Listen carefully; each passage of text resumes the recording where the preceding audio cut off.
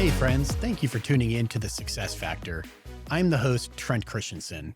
In this episode, part 2 out of a 2-part series with Jonathan Nabrotzky, he goes into more of the details about leadership principles and why he started the Global Leader Group and what the Global Leader Group does, and how he's transforming individuals and companies and cultures to be more resilient and optimized for the future with strong leadership at its core. That is something he's experienced with, he's an expert at, and it's something that he and his team are doing a phenomenal job with at the Global Leader Group. In this second part, we talk a lot about that, and we get into some great principles and concepts that you can incorporate today into your own practice, your own business, or your own skills, and help yourself grow, learn, and develop into a much stronger and vibrant leader for the future. If you haven't already checked out the first episode, check it out now before you listen to this one. It's where Johnny and I talked about his international manager role at HSBC and all the different countries that he and his family have moved to during that journey and all the experiences that he had. And some of these experiences were crazy. So go check out that episode.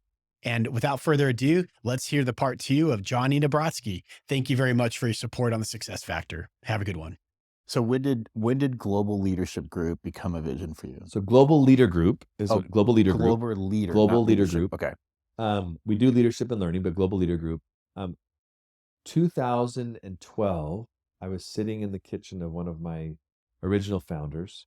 He's since left us to go back into the corporate world. Okay. Great guy. We sat and said, when we're done with our careers, let's actually go and build a company to change the way people think about leadership.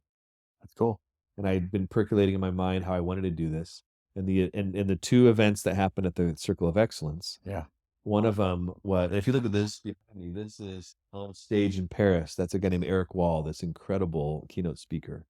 That was our Paris What's event. his background? He's a graffiti artist. That's it? He started off as a young kid doing No, graffiti? he started off not even doing art. And he did, I don't remember what he did different business stuff. And then he went back to art, and he like all those paintings he did on stage in like 3 to 4 That's crazy. How old is he? He's probably in his mid to late 40s. That's maybe cool. early 50s. And so what makes him so good as being a keynote speaker? Because he's raw and authentic and entertaining, and just the message is incredible. Really? It's fun to watch him paint and all this on stage, and it's just different. It's unique. Yeah. It's just so vibrant. So the two events that happened, one of them we were in. So each year we would choose a location. I was in charge of it. Michael's the godfather of it. Michael Schweitzer. He's the one that designed this and built it. I just took the reins and kept it being awesome. So our first one was in Dubai. Our second one was in Singapore, and this was in 2015. In Singapore, I was sitting in the lobby of the Shangri-La in Singapore, one of the most beautiful lobbies of the world. It is incredible. That's probably the best hotel in the world. Singapore Shangri-La, incredible, right? I mean, it's like you can't even chew gum in the city. It's amazing. Yeah. It's an amazing place, but that hotel is just, I love it. And I remember the group from Mexico. We had about 22 people from Mexico come in. And I was there when they came in, and I speak Spanish. And I heard them, like 3 of them got on their knees and started crying. And I remember them saying, why am I here? Why are they doing this for me? And one of the ladies that was on her knees is a branch manager from Oaxaca, Mexico. I talked to her afterwards. She had never had a passport before. She won this event because her values were so good. And she had a great year as a branch manager. So we would select these people and bring them to these experiences, and we would treat them incredible. My goal of the event was, 1, to make it better than the previous year, because I had repeat winners and I wanted them to be wowed every time. 2 is I wanted them to have an experience in the city that they couldn't have on their own. And 3 is I wanted them to feel valued. All the senior people were great. We can do a lot to help. But the reality is the people on the ground, that's where the magic happens. The ones talking to our customers. That's who I wanted to celebrate and lift up and inspire and say thank you. We took the top 1 to 2% of the entire bank. Yeah. That would go to, we would treat them, but they would have this incredible experience of speakers and mindset change and just these incredible things. Right. So that experience happened. The next year we were in Beijing. And I remember I was standing right next to John Flint when this happened. He was the CEO of the business. He later became the CEO of the entire bank. And we were in Beijing, and we had our big gala dinner. And we wanted to do something special for them. Every time I'm doing something different, like make it wow. So we had the tables all set up, and I had a big walkway, and out of the 500 people, there were about 80 that were leaders, CEOs of countries, heads of business, global team. And when you're in the banking world, global leaders are kind of rock stars. Is how people treat them, especially in Asia. Like they'd take your picture and they want your autograph, and you're like, who am I? I'm like Yeah. this. I'm just normal, guys. I'm not any different than you. Right. But they treat you that way. Yeah. So we had all of these 80 leaders form a line on both sides. And then we opened the doors, and 400 of these pretty junior branch managers, advisors, RMs, contact center team leaders, like pretty junior in Yeah. the banking terms. As they walked in, all of their heroes and their leaders are applauding them and saying, "Well done." And I saw person after person come in with tears down their eyes.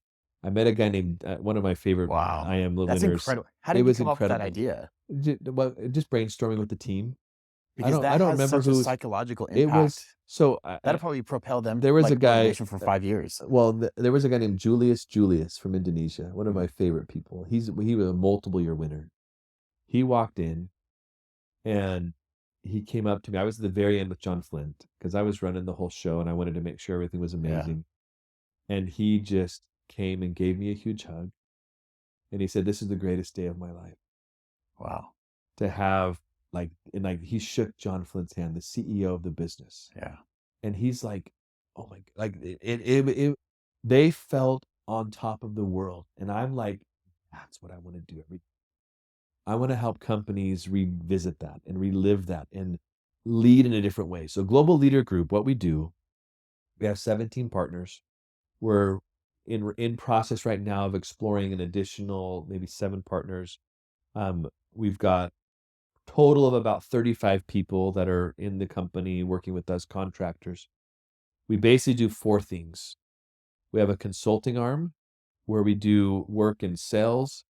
We help you design sales. And the whole concept of Global Leader Group is we are a firm of practitioners.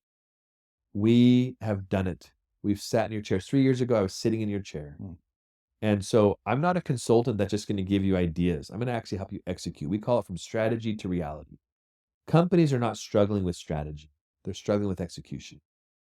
That is so true. Most of them have, I think, pretty decent strategies. Yeah. If you can just I always say, if you're 70% sure, run with it and figure out the rest.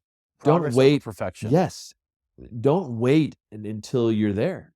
Don't wait until you're so sure of it. You have to get momentum now, today. Just do it. Do something today. Start changing. Do something now. Be change agents. So in the consulting arm, we do sales end to end. We'll help you to redesign it. And we're helping some of the largest companies in the world and smallest companies. My very first company was a local bank. They have 17 branches. They're my first client. I love them. I actually spoke today to their COO. That's cool. Who I'm kind of mentoring and coaching. He's incredible. Super smart. He'll be the CEO of the bank one day. He's an incredible human being. A really great guy. That's awesome. But we'll help a small firm and we'll help the largest banks in the world. So, okay, I have a couple questions about this. I want to back up to your overall approach to bringing in the top hand-selected individuals to have this country experience that transforms their future, their perspectives. Was this idea originated by you? No, it was originated by Michael Schweitzer. Okay. So and Michael, how did he get this approved? How did he pitch this? So this is cool stories, actually. The underworkings of how this happened, and people that have been on this event have probably never heard these stories. So Michael had to fight for it. And it wasn't like, the bank, we were making $20 to $30 billion of revenue in our business line. Yeah. Let alone the whole bank, right? We were making $20 billion of profit as a bank. Right. So he looked at it and said, I'm going to take the top of the top, and we're going to have an event for them to inspire them.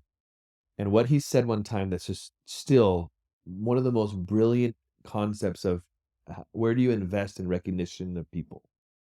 He said, it's not about the 1% that go, it's about the 20% that think they can, that are driving to win something. They want to be part of it. They're shooting for it. They want to. Now, we would have local circle of excellence where people would do a local one, like where you can take 10% of your population. The global one is the top 1%. And so when he was first doing this, we had Simon Williams, who was the head of the business of wealth when this started. Michael and him, I don't know if they had debates about should we do this. I think Simon was always pretty supportive of this, actually. And it wasn't that expensive. Our first time we did it was like $2 million was the total cost. And how many attendees? That was small. That was just wealth at that time. So the first 2 years were just wealth. Okay. The third year in Beijing was the first year that we had retail there. Interesting. So we had about 200 people, 180, 200 people go. It was like $2 million, 1.8 million for all of it. And then then we brought retail in and we had this global event. And then my budget was around $4 million at the end of what it was. And that was not counting travel. That was just on the ground, speakers, hotels, food, activities, all the parts, like gifts and bags and all the things that we did. And so what I learned about this was I had a budget and I had to make it incredible with that budget. Only one time was I ever given an additional amount of money because I wanted to make it my last one before I left that role. Yeah. I wanted to have some incredible speakers. So I asked for a little bit extra, like $200,000 to pay the speakers. Because I didn't have enough money to get the speakers, and I got Martina Navratilova. That's awesome. Well, this was actually in Paris. This was my second to last one. That's really cool. So in Paris. So it was amazing. I remember being on stage, and right before John Flint, the CEO of the whole bank, was there, and he came and spoke. And I remember telling everyone in the audience, John believes in this event. And I asked him for extra money so we could have great speakers. Have the speakers been great? Everyone was like, yeah, it's been awesome. But I remember there was a moment where we almost didn't continue it. Really? Why? Because of budget constraints. Okay. And I remember there was a guy, he wasn't a great leader. He was bombastic and a bully, but he believed in this event. Okay. And he was helpful. So he was one of the regional heads. And I was in a meeting and Michael, this is when Michael was still with the bank before he had to leave.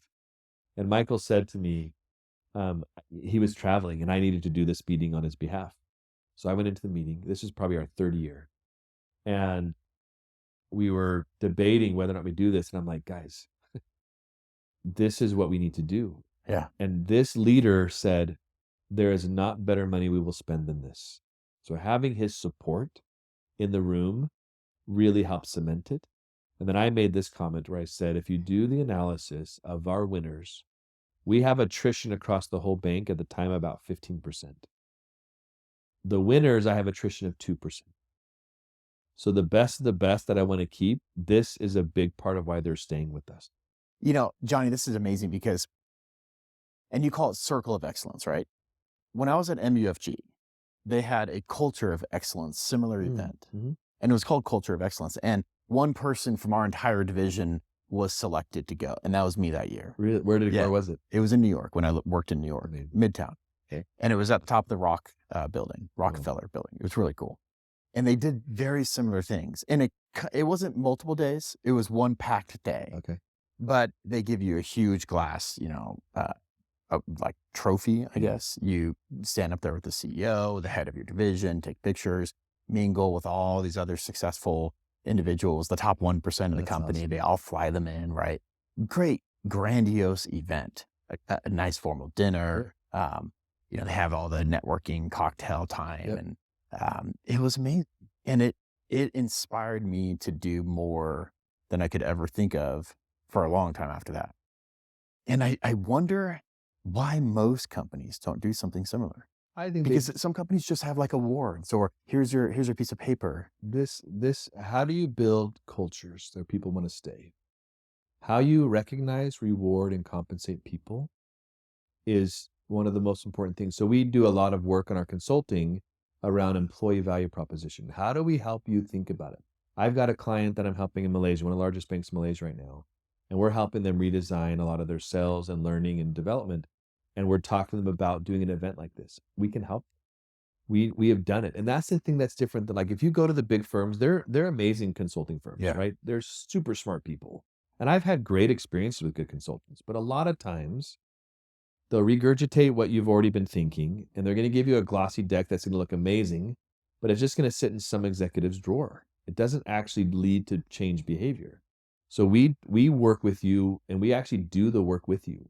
Like when I'm doing engagement work, I'm sitting there doing it myself. I'm not hiring some fresh grads to do the work. I'm actually training your people myself. Hmm.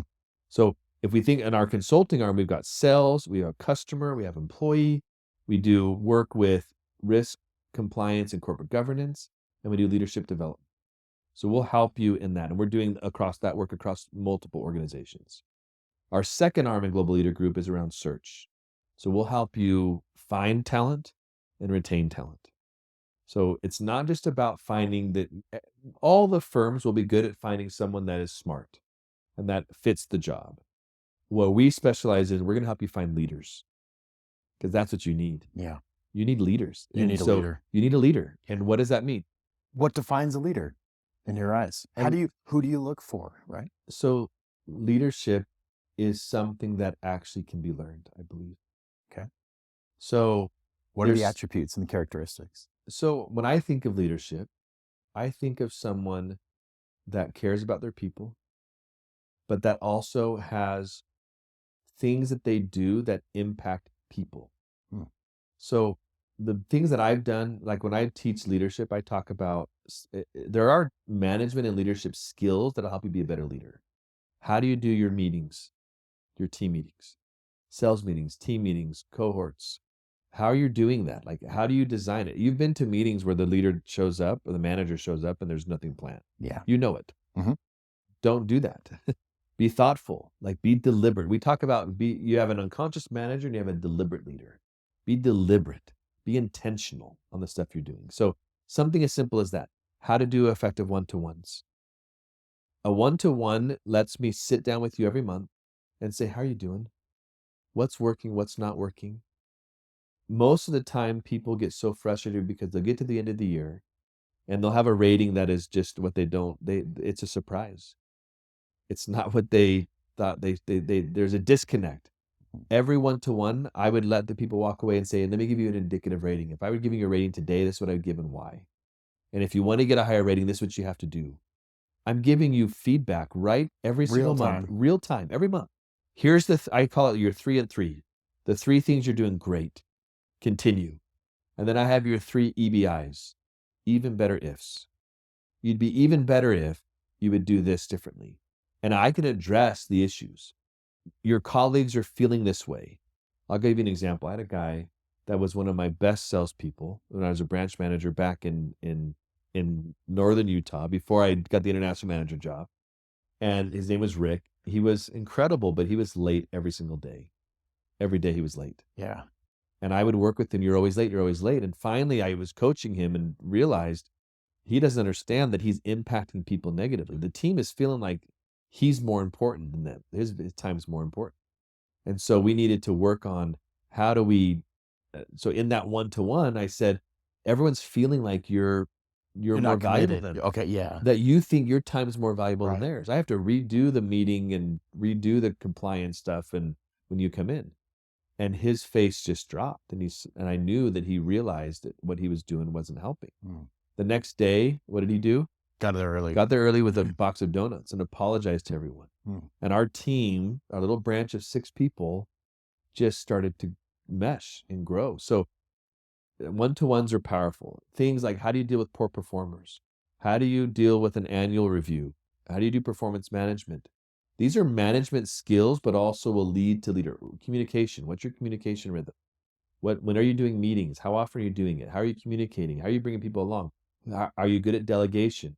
How do you lift up the people? Do you use coaching rather than tell culture? Telling is what most people do. Right. They'll tell you what to do because they've done it. And they're probably right that that'll work, but it doesn't lead to change. Talk about that a little bit. So how do you do that effectively, the coaching side? How do you get them to understand what they need to do or what can be optimized within a culture perspective? I've adopted the GROW model. I have used it my whole career. It's a Harvard Business School model. I first read it in an HBR thing, I don't know, 10, 15 years ago. Okay. GROW, G for goal, R for reality, O for options, W for way forward. So let's say I have an issue where you're not selling a product. You're not selling insurance, okay? And you're an advisor. I'm going to sit down with you and say, we need to set the goal. what is the goal we're going to do? And we set a SMART goal. It has to be specific, it has to be measurable, it has to be achievable, it has to be relevant, it has to be time bound. And we're going to make sure, like, let's say you decide you're going to sell 2 insurance products this month. That's your goal. The R is the reality of why you're not doing it today. What are the barriers or gaps of why you're not achieving the goal? And I ask you questions and you come up with it. You don't believe in the product. You don't understand the product. You don't know how to sell the product. Like, whatever those barriers are, or you're not whatever. focused on it. It's not a priority for you. Whatever it is, Yeah. we're going to understand the realities, and then the options. We then talk about what are the things you can do to overcome those. So let's say you don't believe in the product. How can you believe in the product? What can we do? I need to talk to some product heads. What about you don't know how to sell the product? I need to go take a course. I don't know the product well. I need to read the prospectus. So we find options that are tangible things that are going to change. What are you going to do differently? And that's the reality. Insanity is the belief that you can do the same things and expect different results. I mean, Einstein was right. Yep. So what do? You have to change. If you want a different result, you got to change. So my job as a leader is to inspire you, but also to direct you, but you come up with the options. So that's the power of it. When it's your option, you're buying it rather than being sold it.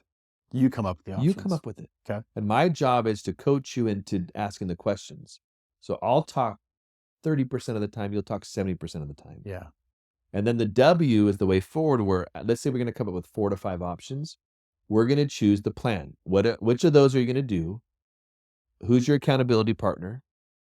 And how often are we going to come back and reset and make sure we're doing this? I'm going to have a weekly touch point with you and say, all right, did you shadow that person? Did you read the prospectus? Have you done it yet? If not, get on it. I need you to do it. When are you going to have it done by? Yeah. It's just, great leaders are great babysitters. They're really good at follow-up. Yeah. And it's not that your people don't want to do it. They do. That but comes they're across just, as sorry. Go ahead. I mean, that comes across as like a manager characteristic too. It is. It is. So it's really a manager characteristic and a leader characteristic. You got to follow up. There's You have to have management accountability. skills. The difference, though, is you manage things, you lead people. Yeah. Leaders are focused on you. I've had plenty of one-to-ones where how you doing? And I can just see there's something wrong. I put my book aside and I say, tell me what's up. And that conversation is not about performance. It's about them as a person. It's about you. Let's go to Starbucks. Let's go get a coffee. Let's go have a conversation. Let's just get out of the office. Come on, let's just go for a walk. Yeah. And we'll walk around the office and just tell me what's going on. Mhm. How can I help you? They know, I mean, these expressions are real. Like, people don't care how much you know, they know how much you care. They're real. They're true principles. Again, I call them Schweizerisms because I learned from him. Different things that it's just, how do you make things happen? It's put your arm around people. They care. You care about them. They really do believe it. They're going to belong. I mean, we talk about diversity, equity, and inclusion a lot, which I believe in. But the actual nirvana, the promised land of where you're going, is belonging. Yeah. If you belong in your organization, then you're heard. You're valued. Yeah. What you see purpose in what you're doing. There's a connection of your job versus the customer. You see how it's working. You're not just a cog in the machine. You see your purpose. Purpose-driven things is the key. I mean, vision, mission statements, those are all important. Purpose, though, is what drives organizations. Let me ask you this question. So from the perspective of the listeners that are thinking about, okay, well, do I have a manager or a leader as a boss, right? And if they are a manager, and I'd rather have them be an effective leader, characterizing some of the skills and demonstrating these attributes that you're talking about that makes an effective leader, how can that person help shape and shift the manager-employee relationship to a leader and a human perspective? Can you project onto them your desires? Can you subtly guide them? So when I think of leaders, I don't want anyone to think that they have to have a reporting person into them to be a leader. That's how you become a manager. You can be an individual contributor and be a leader. Your peers will look to you as a leader if they see so to me, leadership is about a decision, not an appointment. You're not appointed a leader. You decide to be a leader. and you can step up and do it yourself. Making it work where how do you as a individual get your leader to become a leader? I don't know. That's tough. To me, I would, again, control the control. What can control? Be that leader yourself. But I've given feedback as a reportee to my managers. I've had like good managers and good leaders that have, when we're having our one-to-one, I would say, can I give you some feedback respectfully? And then maybe share some And of it. share something. And pick my battles. Yeah. Don't share a lot. Don't be petty. Just don't be petty. Right. But just say, hey, can I just share how this came across? I don't think this, here's actually one of the skills. And this is where you always want to have people save face, because you don't want to embarrass anyone ever. So I always will say it this way, because I do believe intentions are important. And I would say, can I just tell you how that came across? I'm not saying that was your intent, but this is how it was received by the team and by me. When you said this is how we felt. I don't believe that that's what you meant, but that's how it came across. So I'm giving you an out. I'm like, your intention wasn't bad, but the result of what you did was bad. And this is why. So that's powerful. It's powerful. And then by shifting it and saying, I'm giving you that safe face. I don't believe this was your intention at all. Yeah. And they'll say, it was not my intention. Thank you. And that the response I get when I've done that is, actually, thank you for sharing that with me. Yeah. Because I'm not attacking. I'm sincerely saying, this is my perception, which is not your reality, but it's my reality. That's so powerful, man. It works. That's probably the only way I would do it.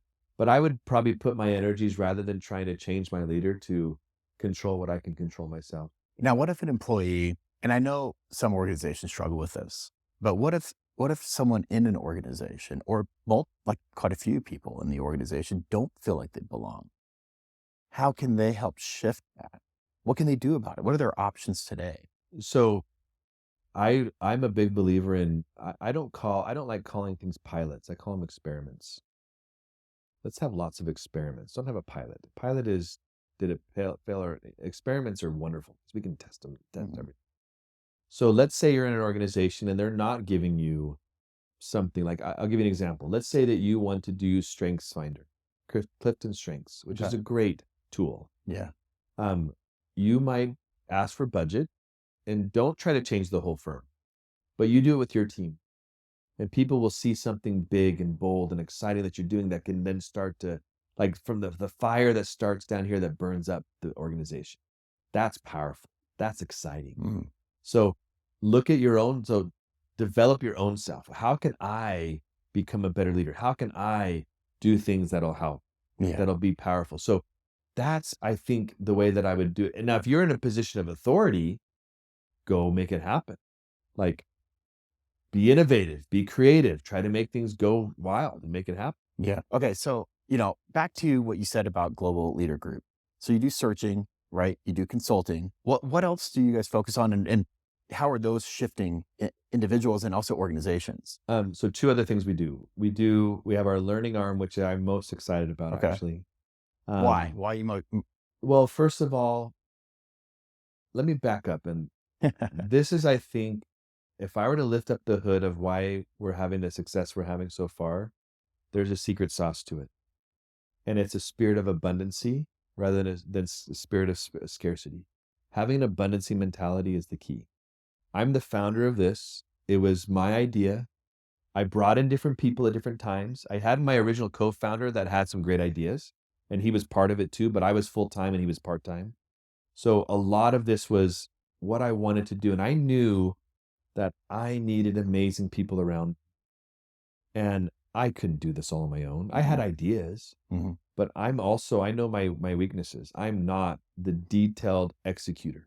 Yeah. I'm the visionary, inspirational. You get me in a room on a workshop, you get me facilitating, you get me helping a company solve problems. I can do that all day long.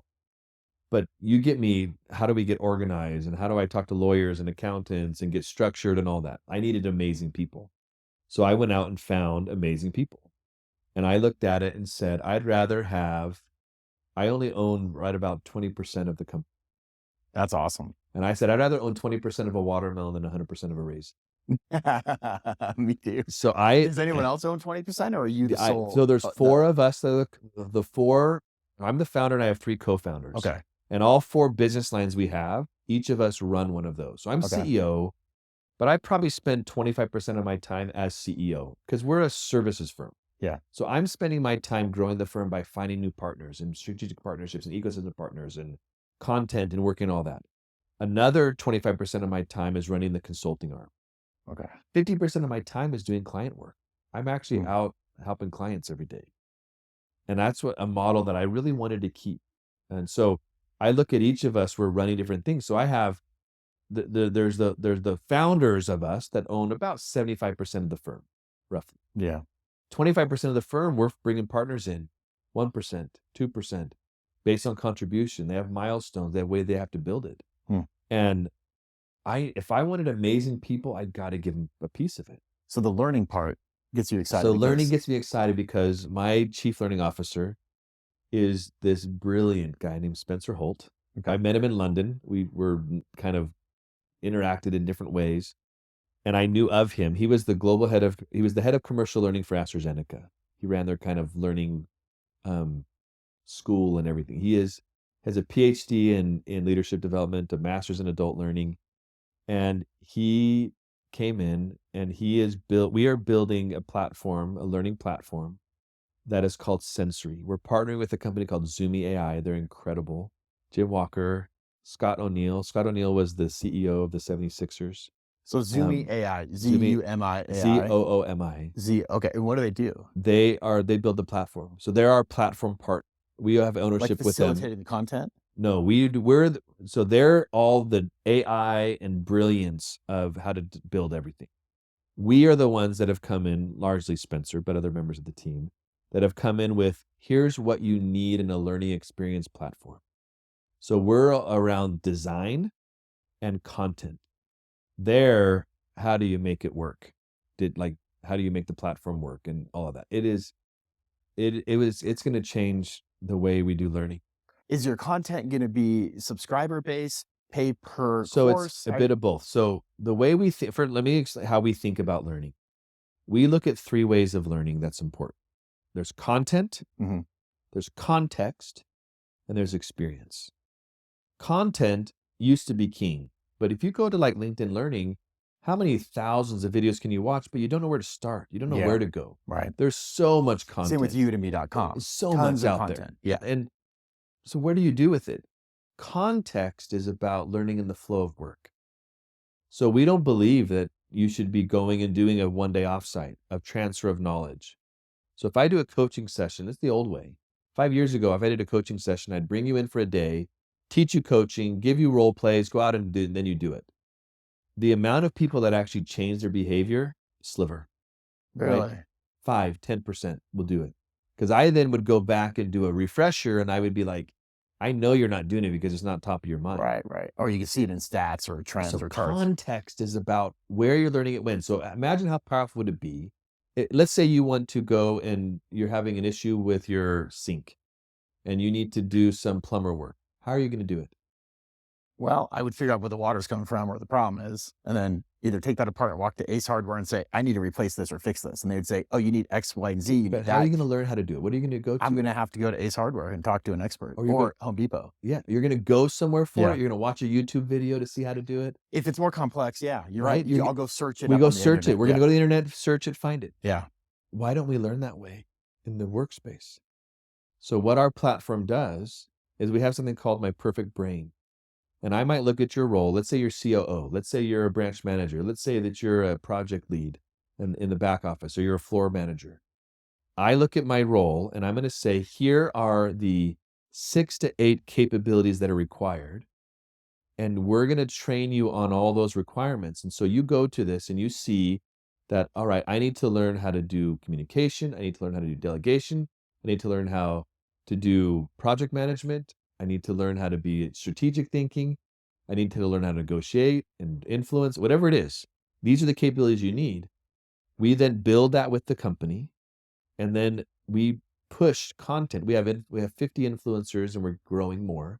And these are like amazing people out there, like super smart leaders names that you'll have heard of. I can't share all that yet, but Are it's they videos? What are they? so it's how do we learn today? We learn on TikTok, we learn on Instagram. It's a combination of videos, PDFs, articles, podcasts, things you need to learn. So if I know that I need to learn how to be a good coach, I might go watch a 5-minute video on how to use the Grow model. And then what we do on the platform is everything's gamified. So if I go and do stuff on it, I get experience points for all the things I'm doing, and it's a community. Usually we have cohorts of 50 to 100 people. So if I'm learning a coaching thing, I'm going to watch a video every day. I have an activity. We'll take a 1-day course and put it into 6 to 8 weeks. And you might have 15 minutes a day to be on the platform to do something. So you're going to learn it. You're going to go out and apply it. You're going to upload a video talking about it. You're going to upload comments. You're going to like comments of others. You're going to read other people. So you get this community of how we learn today. How do you measure engagement and progress? So you measure engagement, one, by activity points, but then the AI on the back end reads your comments and lets you know if you're either acknowledging that you did something, if you're actually in your comments showing that you actually are changing your behavior, and the AI will read that and then give you your next best thing that you need out of the platform. Go listen to this podcast from this influencer because you're not quite grasping the option part of Grow model. That's crazy. It's incredible. That is crazy. It is. Wait till you see. I will demo it for you. I'll show it to you. And then the last part is experience. Experience. And right? so context is learning it in the flow of work. So if I'm going to do a Grow model, I can go onto the platform and actually watch that video again that shows me how to do it right before I do it. Yeah. If I had to learn how to do a one-to-one, all right, give me the example again. What are the 4 steps to a one-to-one? All right, I need to do that. So you're learning right then. You're going to YouTube to watch your video of how to change the part of the sink, right? So you're doing it the same way you would. It's at your fingertips. It's there available for you. We're getting 98% participation rates because it's also leaderboards on how engaged you are. How much usage are you doing? And then here's the magic of it. Let's say I go to a big company. Let's say I go to USAA, great bank. Good One of the best. I talk about them globally. You do? Yes, because Have you been a member? I have been a member for 25 years. That's awesome. And I'll tell you the good and bad of USAA real quick. Okay. The good of it is best net promoter score in banking, 92%. I don't know if it's still there. This was a couple years ago. Their problem is they have all these amazing customers, but they're not primary banked. People What do you mean by that? I use them for my car insurance and I use them for homeowners insurance. Okay, so they're not your primary source. I don't have a checking account there. Why? I don't have wealth there. I don't know. It's never even crossed my mind to think about that. They're getting lack of branches. I don't care about branches. People care about branches. Okay. Because it's flesh and like you Yeah, think about that. But also they've never approached me on it. So if I think about it, but I don't want to talk about USA. I mean, I love USA, and their customer service is incredible. Yeah, but they're not getting my wallet share. So there's market share potential. There is so much potential for them to grow. Yeah, like if they could get me to do mutual funds with them, or wealth with them, or my deposits with them, like there's products. I don't have a credit card with them. If they were to offer me a good credit card, I would use them. Their customer service is so fantastic. Yeah. Why would I not? Yeah. It's not top of mind. I think of them as my secondary and my tertiary and secondary type of a offering. They're not my primary bank because I'd never even thought of them that way. Interesting. So how can I help them? I don't remember where we actually were going with USA, but when it comes to the learning side of it, how can organizations, what do they need to do? They need to rethink the way they're doing learning and let people own their own learning. So we work with companies and bring their employees on the platform. It's very cost effective because it doesn't require travel. It doesn't require a big facilitator to do stuff. We have lead educators that are supporting and making sure there's engagement that's happening. But if I do a program that would be an in-person program, I can only really, as an organization, give that to my top talent, my leaders, and some key roles. Most of my individual contributors, I don't have the budget for it. Whereas I can do a program, I can put someone on $300. I can put someone on the platform. They might get on the platform and they have an influencer that they're following and looking at and they want to listen to. It might be $2 to do this program. How do you measure return on investment or value proposition for organizations considering doing this? Okay, Or so even hiring you in any of the other so pillars? the AI on the back end, the amount of data that we will give you is incredible. We can match even all of your employees, their KPIs, their key performance indicators. And we can Really? show you, here's what your top performers are actually doing on the platform. Where are they spending their time? What are they doing? And what was their performance before and after? We can link it all up. So you start Do you to do that in see, like real-time reporting? How do you we do can, that? depending on how you give us the data. Okay. So we can work with you to make it all fit together, or we can just say, you tell us, you give us your bell curve of performers and you tell us where they're at. We'll give you the actual details of, like, if I have someone on the leaderboard, that's, I guarantee you your top 10%, there's going to be correlation of those that are engaged on the platform with those that are successful. Yeah. Start talking about that. And That's- then how do that's you interesting. change? It's transformational. So we do leadership programs, we do sales programs, we do risk compliance. We're building all of this on the platform. Okay. We also have coaching that we do on it. So if I do a coaching program with someone, I'm coaching someone right now with this Galileo, an amazing organization. I'm helping this individual address some of the issues that they have with her development. She's super smart, but just has some fine tuning she needs to do. Yeah. She's going places, I guarantee you. I can put her on the platform and say, all right, we're going to do a coaching session, but then I'm going to give you access to all this stuff on the platform where it's way more cost effective for the organization.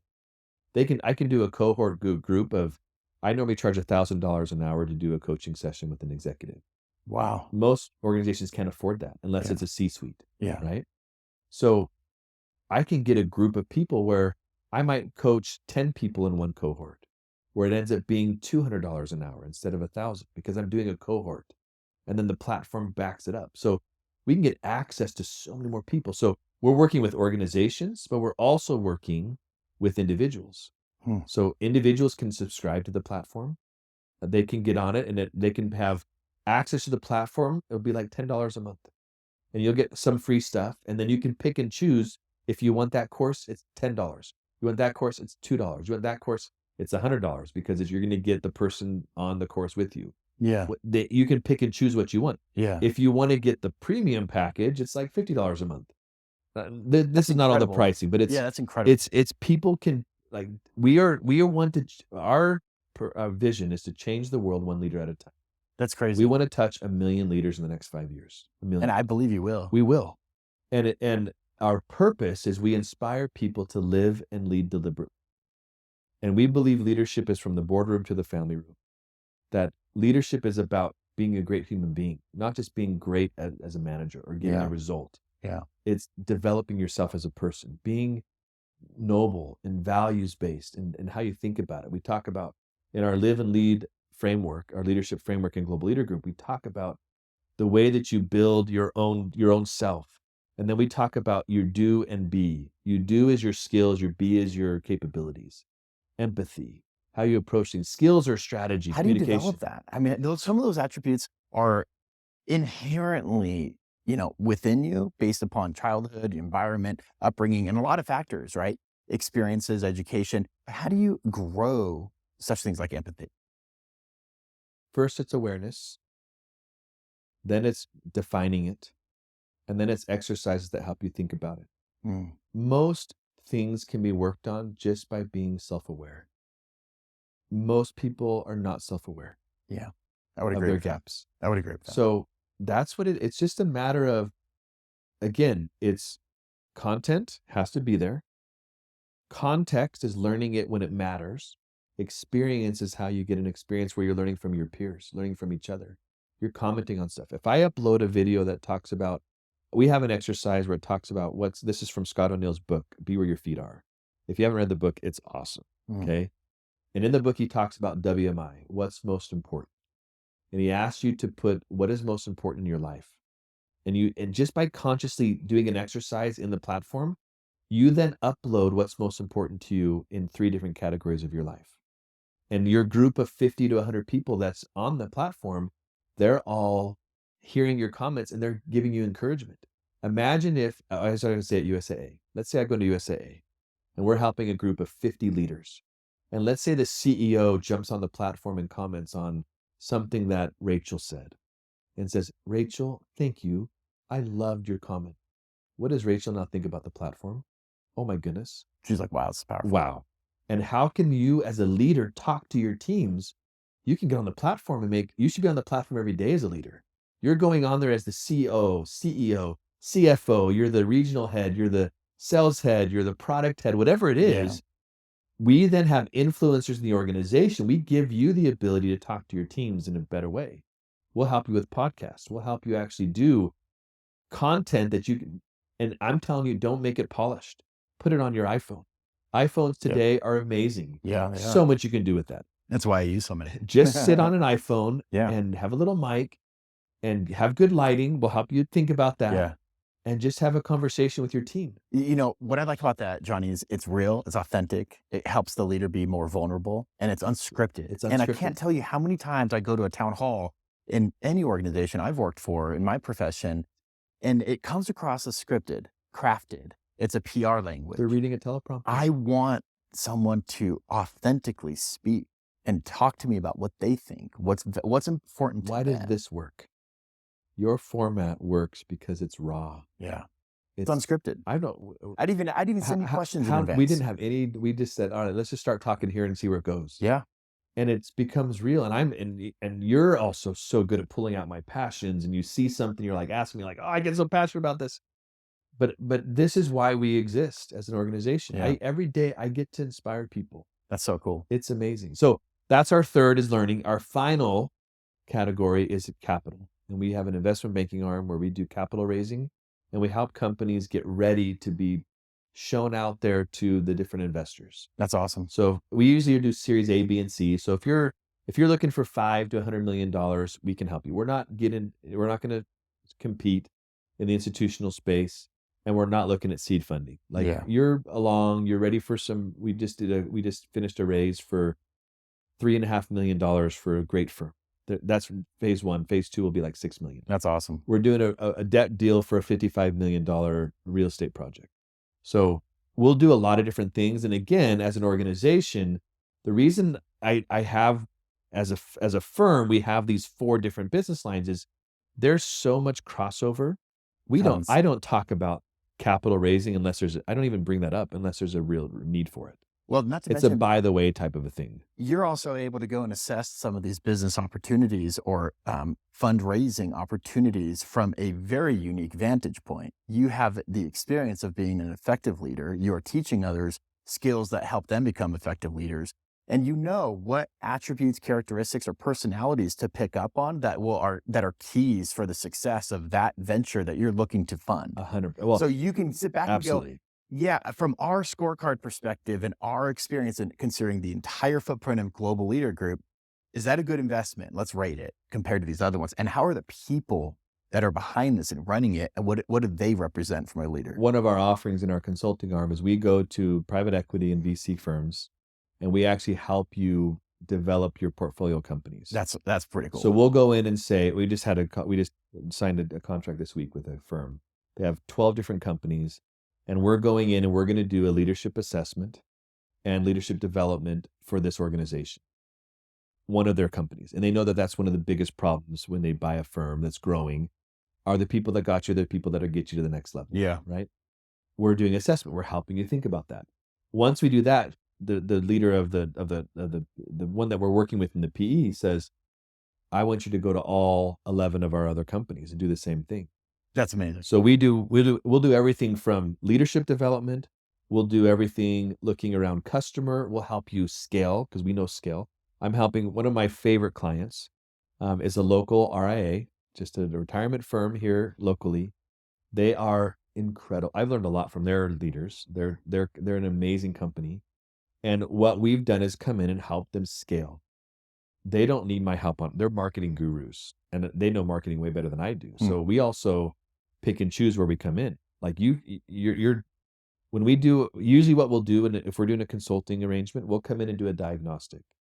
And what I didn't like about consulting firms, they come in and say, all right, it's $2 million end to end. Here's everything you need. I'm like, I Here's don't all need the you. hours you need. I don't need you for everything. So we work backwards. We do, every time you do a consulting deal, even the big firms are going to do their own diagnostic to understand they it. always do.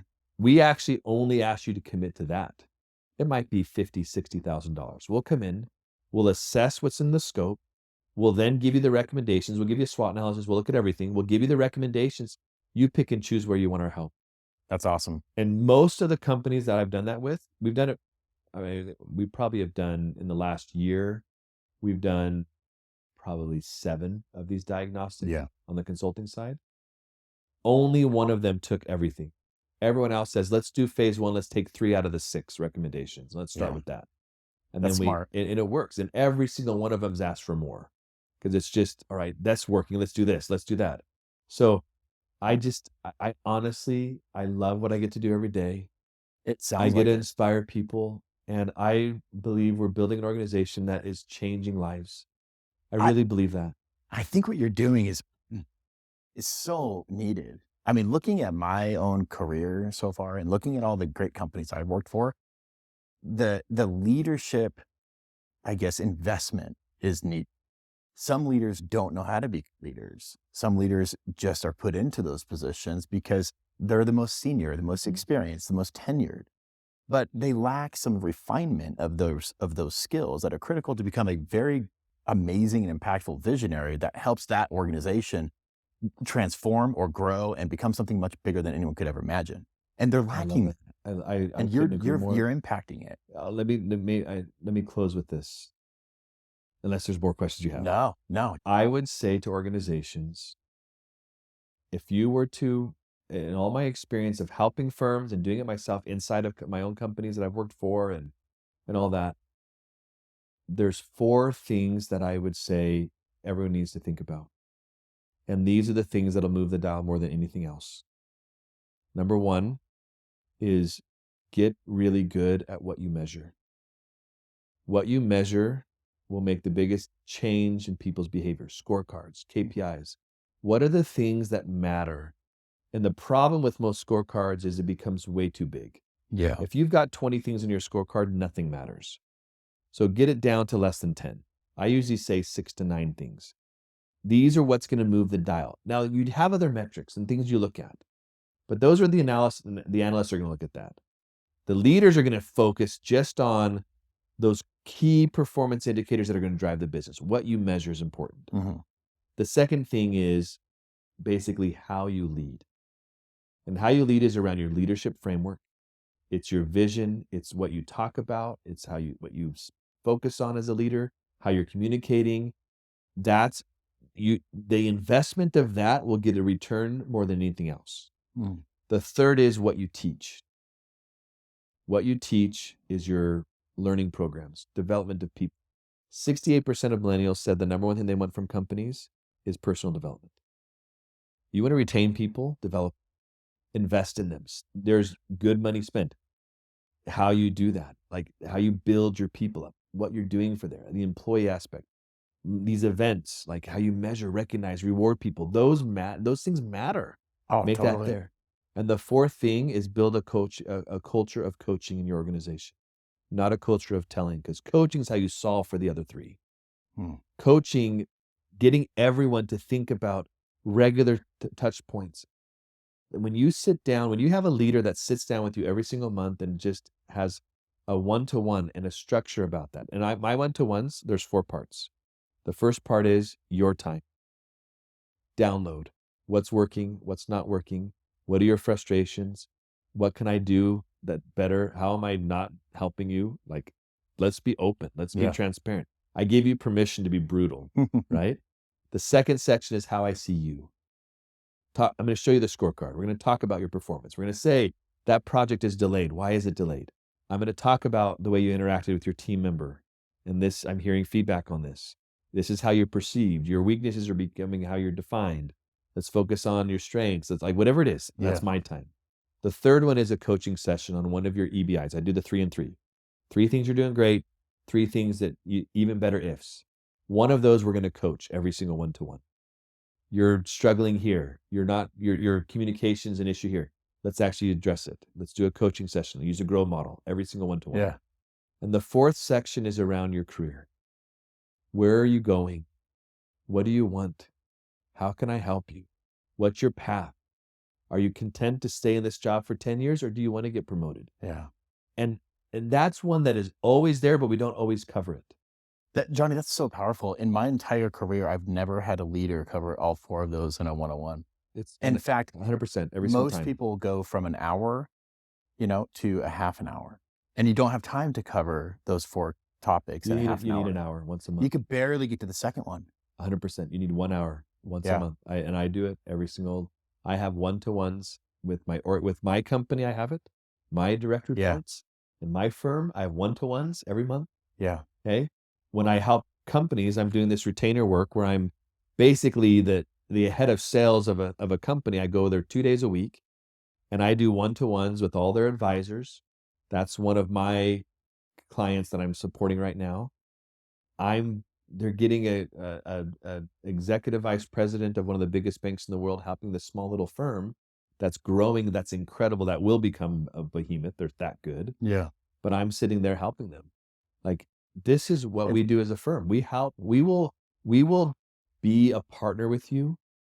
We're not about just doing an engagement and walking away and leaving it to you with a glossy deck for you to do it. We will strategy to execution. Right? We're not a consulting firm. No, that's what they do. That's what they do. And they're good, but they're smart and they're good. Very smart. There'll be a lot of time put into that deck. What do you do with the deck? That's where we come in.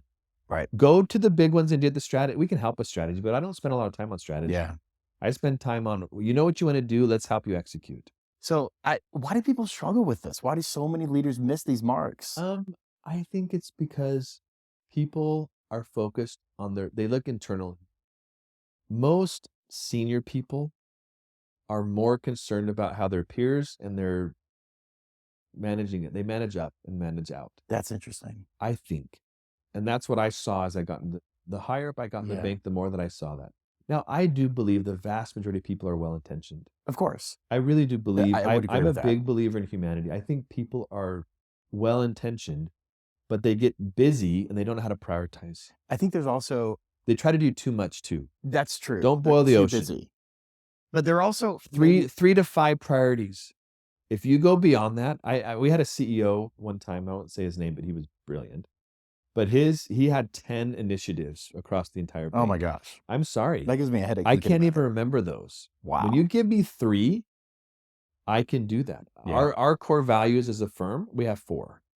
4 core values: humble confidence, delivering excellence, abundant generosity in the way we treat others and our clients, and belonging matters. Yeah. Those are our 4 values. I have companies I'm talking to that have 7, 8 core values. I'm like, guys, people can't think that way. That's too many. Think in 3, 5, 7. Like, don't go beyond that. 3 and 5 is the right way to do it. There's a reason those you can remember that. I can remember that. I can buy into that. Yeah, I can make it happen. It's realistic, right? It's something that actually can make a difference in you, and you can think about it. When you get 10, you get overwhelmed, and you kind of unplug. You disconnect from it. You're like, I can't remember them all. I'll look it up later. Agree. You forget. Yep. I like what you're doing. This is amazing. Thanks. You gave me so many things to think about, and I hope like the listeners and whoever is, whatever capacity and level in their organization is sitting back like I am, going, wow, Johnny can help with this. Johnny can help with that. I mean, we could plug in Johnny here. Well, and the great thing, there's so much that's what I love about Global Leader Group, and I mean this just so sincerely, I have a group of people in this firm that have done it. From global head of commercial learning at AstraZeneca, to head of City Wealth in Asia, to a senior HR director at Honeywell, to a global head of customer journeys. I have a global head of they're all global heads. They've done C-suite stuff. They're EVPs, like executive vice president level, and just, you're going to get a partner that can be a partner that can actually give you advice of, they've done it. And sometimes the best advice we can give you is what not to do. Sometimes that's what you need the most, is just, sometimes I'll do an engagement with one client where all I'm doing is I'm a business coach, and I have a monthly meeting with him, and all we talk about is his problems. I don't do any consulting with him beyond that. I'm just I'm a peer.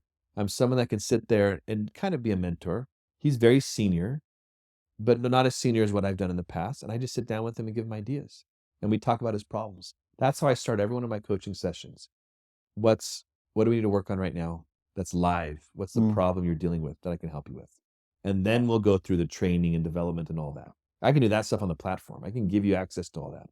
Let's talk about what's going to change. What are you going to do differently to be that new leader? How are you going to grow to be that? If anything, I think you also have a potential niche here around optionality optimization. And I think if someone comes up with problems are easy to identify. If they have a problem, great. Let's go hear all the options on how to resolve that. Okay, so maybe there's 5 or 6 or something. Let's call up someone like Johnny or Global Leader Group or whoever is best in your organization to help with that topic. Let's pitch these 5 or 6 to them and help them understand, have that expert objectively evaluate our optionality to make the most optimized, efficient, and effective decision that's going to have the most return on investment and also the most employee, sense of belonging, value to the individuals. Oh, that's our diagnostic. Yeah. Because I don't need a commitment. It could be an don't give me thing. don't give me a $300,000 to $500,000 commitment. Like, let's just do the diagnostic and then you pick and choose and say, Yeah. A lot of times we'll do the diagnostic and we'll give them these recommendations and they'll say, on this one, actually, you just validated what we want to do, but we can do that on our own. Where do you want to spend your money, right? Where do you want to invest? That's where you can pick and choose and say, all right, we definitely don't have the talent in-house to help us with this. Help us redesign our scorecards. Help us think about leadership framework. What capabilities should we think? We have all of it. We'll work with you. We'll customize it, or you just take ours. Like, we'll help you build all that. And people are picking and choosing and saying, okay, I like that. I need that. And then I say, let's just start. Like, don't make the decision and go. And then we'll work through it. And then it's always leading to, all right, phase 2, phase 3. But you don't have to commit to everything. Johnny, we're fine. you could do a reality TV show with this. You could have yourself and a few other people from your firm go into solve problems, it's like the Shark Tank pitch, but not the pitch to go and start a venture and get money. See, I have more, it's the person that comes up and says, hey, I've got all these problems. How do I solve it? Yeah, but I have my small business is struggling. I have the face and the body for radio, not for TV. That's I think the reality. You're good. Come on, you're good, man. Have you seen some people in Shark Tank? I know. And you're such a well-rounded leader yourself. You have such a humble confidence about yourself. That's the word, humble confidence, but yet wisdom and experience and perspective that so many people lack. And you're putting all of that up in front, and you're using all of that to your best advantage and putting your best foot forward to help this organization transform so many other people's lives and organizations' lives and trajectories. So it's all because of you. Well, thank you. Good job. Well, it's the people I have around me, honestly. It takes someone to start the fire and it's just growing up. Absolutely. So it's just, again, I think the takeaway is I'd much rather have a small piece of a watermelon than 100% of a raisin. I think that's going to be the title of the episode. It's a good way to think about things. It actually is it's the secret sauce of how we've grown so fast. Yeah. I mean, we've done about 150 engagements already in just a little over 2 years. 2 years, yeah. So that's crazy. It's been a journey. It's been amazing. It's been tough, but I have amazing partners from Spencer Holt to Joe Nabrotzky. My brother's one of my co-founders. Awesome. Elizabeth Oates, who is our COO, that has helped us design and structure and put some. I always say that she takes my madness and puts some order around it that helps us make things happen. So it's an amazing group of people that I just am honored and privileged that they have given the trust to me and the firm to grow together. It's been awesome. Well, thank you again for your time. Thank you. I appreciate it. Thanks, Trent. Good to see you. Awesome. Thanks for listening into the 2-part series with Johnny Nabrotzky on leadership development, Global Leader Group, his international travel, international business, and all the learning and experiences and observations that he's had all culminated into this 2-part series. So I hope you enjoy this, and I appreciate your support. I hope you enjoyed it. I certainly did. I learned a lot from Johnny, and with you, we can do no. Support us at The Success Factor. Go to thesuccessfactor.me and become a Patreon subscriber. and help us grow and learn and develop from our past and build upon this foundation that the Success Factor has already established for 2.5 years so that your dreams and visions can become a reality for you. Thank you for your support on the Success Factor. Have a good one.